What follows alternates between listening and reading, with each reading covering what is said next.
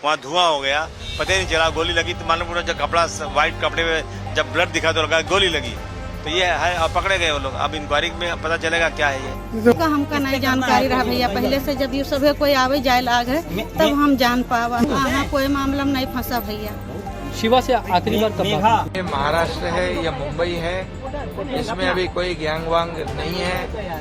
ये पूरा अंडरवर्ल्ड खत्म हो चुका है और ये बिश्नोई को कोई भी खत्म कर देंगे हम लोग। ये मैंने आपको याद होगा कि मैंने कहा था पहले, मुंबई में फिर एक बार गैंग वॉर अंडरवर्ल्ड की ताकत बढ़ सकती है जब से सरकार आई है, क्योंकि ये सरकार के पीछे भी अंडरवर्ल्ड की ताकत है और अंडरवर्ल्ड गुजरात से चल रहा है। आदाब, नमस्कार, मेरा नाम है मिसबा खान और आप मुझे द पिलर इंडिया पर देख रहे हैं।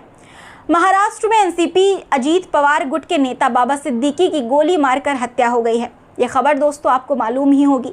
आज के इस वीडियो में हम इस हत्या से जुड़ी प्लानिंग या कहें कि साजिश की कुछ बातें आपको बताएंगे जो अब सामने आ रही है और शायद आपको ना पता हो।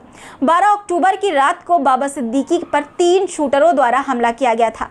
तीनों शूटरों ने 6 राउंड फायरिंग की थी, जिसमें एक गोली बाबा सिद्दीकी के सीने में भी लगी थी। इसके बाद इलाज के लिए उन्हें लीलावती अस्पताल में भर्ती कराया गया था, लेकिन उनकी जान नहीं बच सकी। बाबा सिद्दीकी मर्डर केस में सोमवार को मुंबई पुलिस ने बताया कि बेटा जीशान सिद्दीकी भी शूटर के निशाने पर था। पुलिस ने बताया कि पूछताछ में आरोपी ने इस बात को स्वीकार किया है। जी हाँ दोस्तों, आरोपी ने बताया कि उन्हें दोनों को, यानी कि बाबा सिद्दीकी और उनके बेटे दोनों को गोली मारने के आदेश मिले थे। कहा गया था कि जो मिले उसे मार दो। कुछ दिन पहले जीशान को धमकी भी दी गई थी। दोस्तों, देश भर में अराजकता का माहौल बढ़ता जा रहा है। कब कौन किसे गोली मार दे कोई नहीं कह सकता। कभी पुलिस कस्टडी में हत्या हो जाती है, कभी जेल में जहर दे दिया जाता है। अब दशहरे के त्यौहार में कड़ी सुरक्षा के बीच ऐसी वारदात हुई है। खासकर मुस्लिम नेताओं को अब टारगेट बनाना आसान हो गया है। खैर दोस्तों, ये एक लंबी चर्चा का विषय है, इस पर कभी और बात करूंगी। अभी बात बाबा सिद्दीकी के मर्डर की। पहली नज़र में किसी को यकीन नहीं हुआ, क्योंकि एक सीधे साधे नेता जिनकी शायद ही किसी से दुश्मनी रही हो।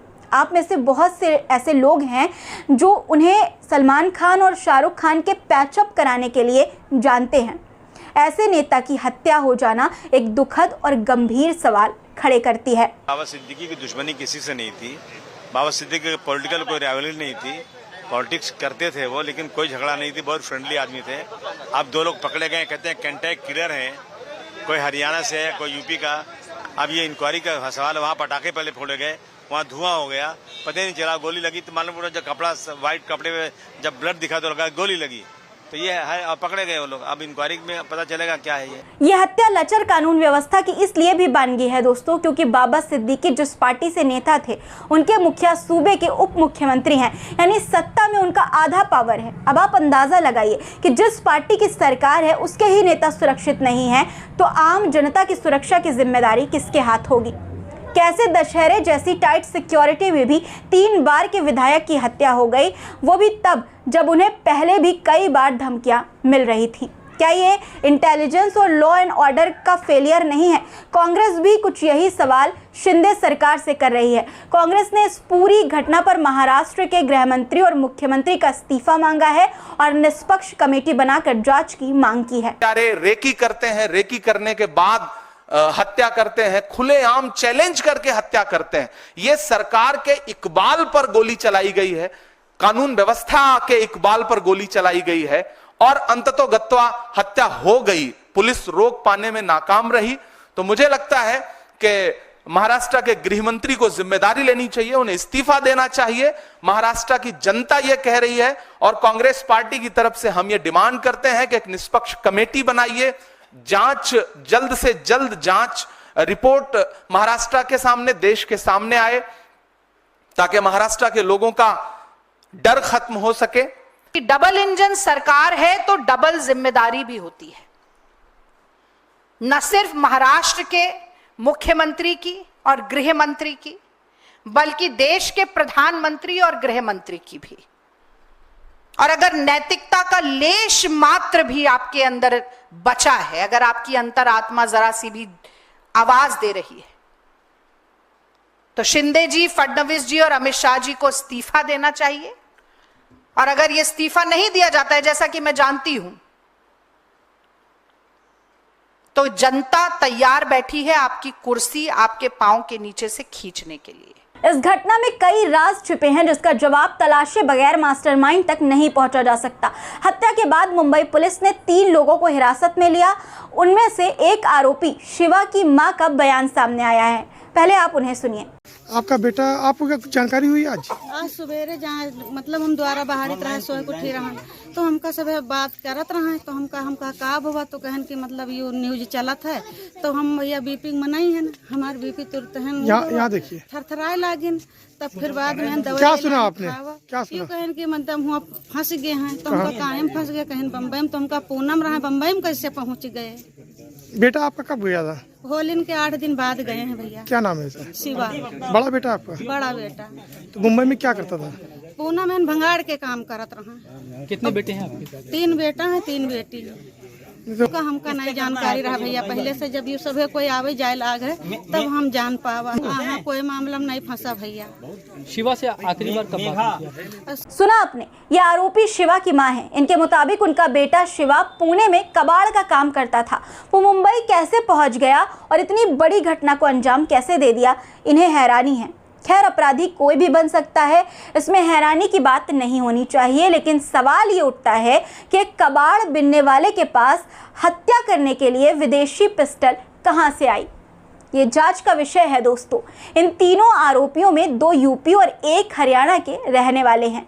अब आप सोचिए इनकी बाबा सिद्दीकी से क्या दुश्मनी रही होगी। इस पूरे मामले में लॉरेंस बिश्नोई एंगल भी सामने आया है। बाबा सिद्दीकी की हत्या की जिम्मेदारी इसी गैंग ने ली है। लॉरेंस बिश्नोई गैंग ने सोशल मीडिया पर एक पोस्ट शेयर करते हुए बाबा सिद्दीकी की हत्या की जिम्मेदारी ली है। अपने इस पोस्ट में उन्होंने लिखा कि जो भी कोई सलमान खान या दाऊद गैंग की हेल्प करेगा वो अपना हिसाब किताब लगा कर रखना। लॉरेंस बिश्नोई गैंग ने अपनी पोस्ट में लिखा, हमारे किसी भी भाई को कोई भी मरवाएगा तो हम प्रतिक्रिया जरूर देंगे, हमने कभी पहले बार नहीं किया है।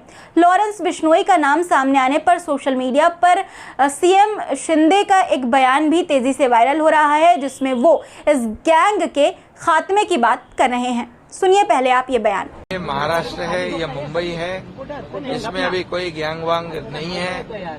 ये पूरा अंडरवर्ल्ड खत्म हो चुका है और ये बिश्नोई को कोई भी खत्म कर देंगे हम लोग। बिल्कुल ऐसी कोई भी जो हिम्मत नहीं करे ऐसी कार्रवाई पुलिस करेगी।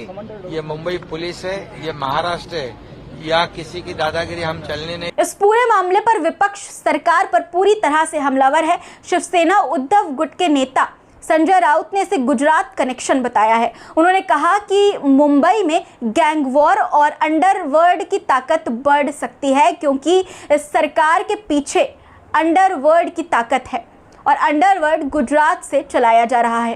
ये मैंने आपको याद होगा कि मैंने कहा था पहले मुंबई में फिर एक बार गैंग वॉर अंडरवर्ल्ड की ताकत बढ़ सकती है जब से सरकार आई है, क्योंकि ये सरकार के पीछे भी अंडरवर्ल्ड की ताकत है और अंडरवर्ल्ड गुजरात से चल रहा है। सोशल मीडिया पोस्ट में सलमान खान का नाम आने के बाद उनकी और उनके गैलेक्सी अपार्टमेंट की सुरक्षा बढ़ा दी गई है। सलमान खान बाबा सिद्दीकी के करीबी हैं दोस्तों। मर्डर के बाद सलमान परिवार के साथ सिद्दीकी के घर पहुंचे थे। अब आइए समझते हैं लॉरेंस बिश्नोई है कौन जो जेल में रहकर सरकारों को चैलेंज कर रहा है। दरअसल एनआईए ने अपनी रिपोर्ट में लॉरेंस बिश्नोई की तुलना दाऊद इब्राहिम से की है। पेज नंबर 50 पर इसका जिक्र है। लिखा है कि दाऊद की तरह ही लॉरेंस ने अपना नेटवर्क बढ़ाया है। एनआईए का मानना है दोस्तों कि लॉरेंस बिश्नोई भी नॉर्थ इंडिया में ऑर्गेनाइज्ड टेरर सिंडिकेट चला रहा है। उसने भी छोटे छोटे क्राइम से शुरुआत की थी, इसके बाद गैंग बनाई, जिसके बाद उसका नेटवर्क तेजी से बढ़ा है। दाऊद इब्राहिम ने छोटा राजन की मदद से गैंग को बढ़ाया था।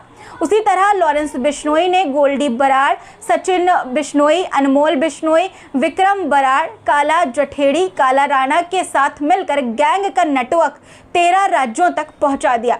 यानी अब चुनाव से पहले महाराष्ट्र सरकार के लिए ये एक बड़ा चैलेंज है कि वो इस गैंग से कैसे निपटते हैं। न सिर्फ महाराष्ट्र सरकार बल्कि केंद्र की मोदी सरकार के लिए भी ये एक चैलेंज है, क्योंकि जिस तरह महाराष्ट्र में ट्रिपल इंजन की सरकार के बावजूद ऐसा हुआ, उसके बाद कानून व्यवस्था पर सवाल उठना शुरू हो गया है कि आखिर कोई जेल में रहकर कैसे हत्या करवा सकता है।